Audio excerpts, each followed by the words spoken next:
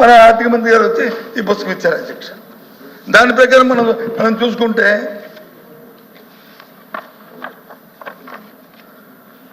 ఆయన చూపెట్టిన అప్పులు వచ్చి 6,46,000 కోట్ల 531 చూపెట్టారు అధ్యక్ష. ఏది ఇది 6,40,000 ఇంక్లూడింగ్ ఏదైతే కార్పొరేషన్ గవర్నమెంట్ గ్యారంటీ ఇచ్చిందో కార్పొరేషన్ ఇచ్చా కార్పొరేషన్ అప్పుతో కలిపి చూపెట్టారు అధ్యక్ష. కానీ ఒక విషయం అధ్యక్ష, మరి ఎంత పెద్దలు మనం తెలిసిన వాళ్ళు ఒక ఎఫ్ఆర్బిఎం ఉంటుంది. ఎఫ్ఆర్బిఎంకి దాటి అధికంగా అప్పులు చేసే అవకాశం ఏ రాష్ట్రానికి ఉంది అధ్యక్ష? మన భారత రాజ్యాంగంలో ఏ రాష్ట్రం అయినా సరే ఎలా చేస్తుంది అధ్యక్ష? చేతి కదా అధ్యక్ష, మనకు తెలుసు కదా అధ్యక్ష. గత ప్రభుత్వంలో ఉన్న అప్పుల్లో మాకున్న ఏదైతే ఉందో అంటే 86% మాత్రమే. ఇంకా ఎక్కడ ఎఫ్ఆర్బిఎం క్రాస్ చేయలేదు అధ్యక్ష. ఏదైనా ఒక నిమిషం క్రాస్ చేసే పరిస్థితి వచ్చిన తన వెంటనే బారింగ్ పబ్లిక్ మార్కెట్లో బారింగ్ చేసి ఓపెన్ అంటే దాన్ని మళ్ళీ స్ట్రీమ్లైన్ చేసుకుని మళ్ళీ లైన్లోకి వచ్చాము అధ్యక్ష. అది వాస్తవం. అది అంతేగాని ప్రభుత్వం మీద వచ్చి మనం బురద చల్లాలి అది చేయాలి అనేది కాదు కదా అధ్యక్ష. నేను అడుగుతుంది సూటిగా, మీ ద్వారా ఆర్థిక మంత్రి గారిని సభలో ఉన్నారు కాబట్టి అడుగుతుంది. మీరు సూపర్ సిక్స్ ఇచ్చారు, సూపర్ సిక్స్ సంబంధించి కేటాయింపుల్ని ఈ బడ్జెట్లో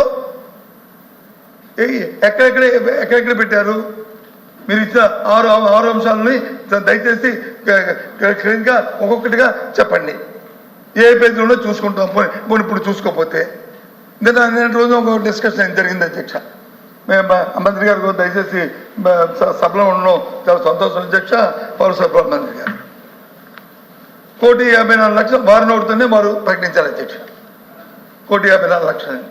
మరి సిలిండర్కి ఎంత సబ్సిడీ అనేది కూడా వారి నోటితోనే చెప్పారు అధ్యక్ష.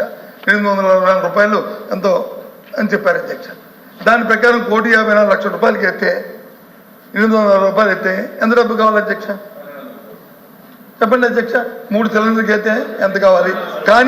కానీ మరి సభలోనే చెప్పారు సంవత్సరానికి 3 సిలిండర్లు, 4 నెలలకి 1 సిలిండర్ చెప్పారు. ఓకే ఫైన్, కాదనలేదు ఫైన్.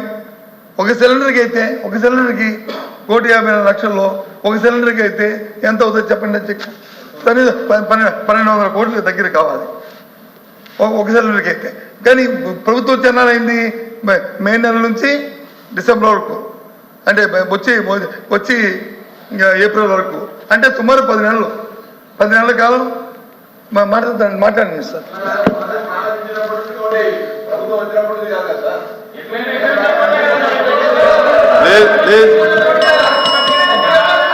అధ్యక్ష గౌరవ ప్రతిపక్ష నాయకులు ప్రస్తావిస్తూ సూపర్ 6లో ప్రత్యేకంగా దీపం 2 పథకానికి ఎంత కేటాయించారు, ఏ విధంగా కనెక్షన్ల గురించి వివరించారు అధ్యక్ష. బహుశా ఆయన పూర్తిగా వినలేదేమన్నా. ఇచ్చిన సమాచారం గౌరవ సభకి ఆ రోజున 1,55,00,000 గ్యాస్ కనెక్షన్స్ మన రాష్ట్రంలో ఉన్నాయి అధ్యక్ష. అయితే ఇక్కడ వ్యత్యాసం ఎక్కడ ఉందంటే రాష్ట్ర ప్రభుత్వం జారీ చేసిన రేషన్ కార్డులు 1,48,00,000 అధ్యక్ష. సో పొరపాటున డబుల్ కనెక్షన్స్ ఉన్నాయేమో, కమర్షియల్ కనెక్షన్స్ ఉన్నాయేమో. మొట్టమొదటిసారి ఇంత భారీ స్థాయిలో ఏ లబ్ధిదారులు కూడా చేర్చే పథకం ఇప్పుడు రాలేదు అధ్యక్ష మన రాష్ట్రంలో. 894 కోట్ల రూపాయలు అడ్వాన్స్గా గౌరవ ముఖ్యమంత్రి గారి చేతుల మీదుగా చెక్స్ ఇచ్చాం అధ్యక్ష ఈ కంపెనీలకి. సో ఏదైతే గౌరవ ఫైనాన్స్ మినిస్టర్ గారు ప్రస్తావించారో బడ్జెట్లో, అది ఈ ఆర్థిక సంవత్సరానికి కేటాయించిన నిధులు అధ్యక్ష. ఖచ్చితంగా రాబోయే రోజుల్లో ప్రతి సంవత్సరానికి 3 గ్యాస్ సిలిండర్లు రాష్ట్రంలో ఉన్న అర్హత కలిగిన ప్రతి కుటుంబానికి అందించే బాధ్యత మా ఎన్డీఏ ప్రభుత్వం తీసుకుంటుంది అధ్యక్ష. అందులో ఎక్కడ కూడా పొరపాటు జరగదు. దయచేసి ఎటువంటి అనుమానాలు గౌరవ సభ్యులను పెట్టుకోవద్దని ప్రస్తావిస్తున్నాను అధ్యక్ష. హలో అధ్యక్ష, సంతోషం అధ్యక్ష. ఆయన సమాధానం చెప్పారు. ఏమంటారు?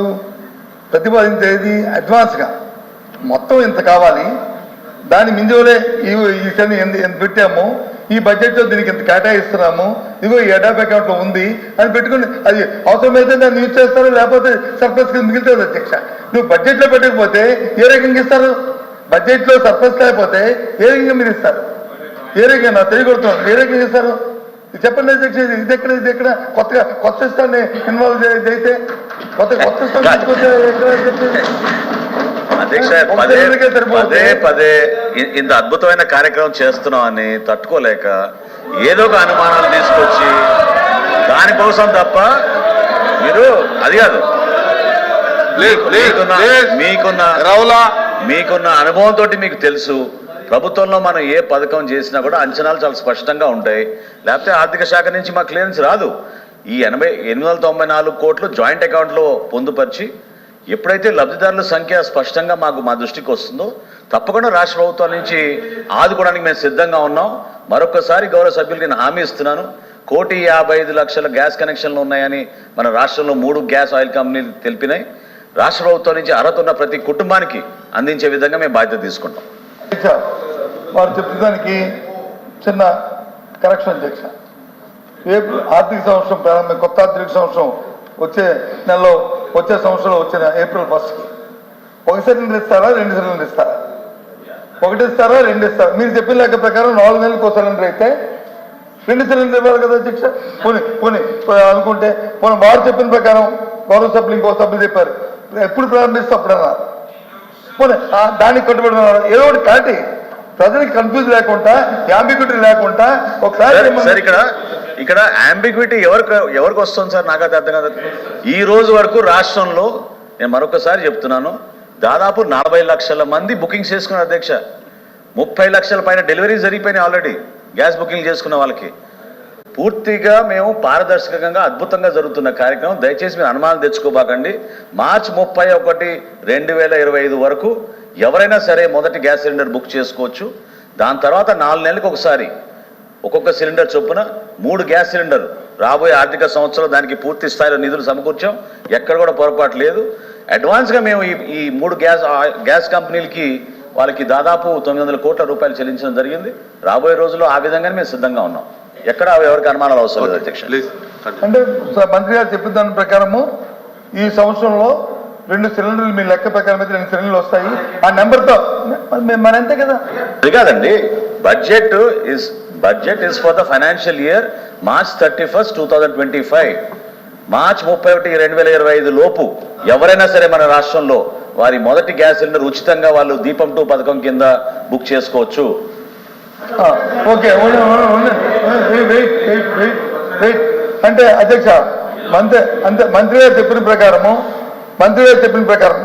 ఇది నా కవిత్వం కాదు, నా తాలూకా అభిప్రాయం కాదు అధ్యక్ష. మంత్రి గారు సభకి ఇచ్చిన సమాచారం ప్రకారము మార్చి 31 వరకు 1 సిలిండర్ ఎవరు బుక్ చేసుకున్నా సరే ప్రభుత్వం ఇవ్వడం జరుగుతుంది.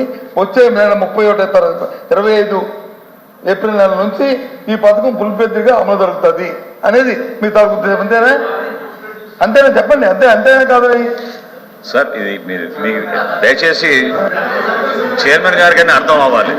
ఎందుకంటే కావాలని అనుమానాలు సృష్టించడానికి ఒక ప్రయత్నం చేస్తున్నారు. అది విఫల ప్రయత్నం. చాలా స్పష్టంగా మీ అందరికీ దయచేసి చెప్పేది ఏంటంటే, ఈ సంవత్సరం మార్చి 31, 2025 ఆర్థిక సంవత్సరం ఉండండి, మీరు తొందరగా ఆర్థిక సంవత్సరం మార్చి 31, 2025 వరకు ఖచ్చితంగా రాష్ట్రంలో ఉన్న మన ప్రజలందరికీ కూడా దీపం 2 పథకం దీపావళి రోజున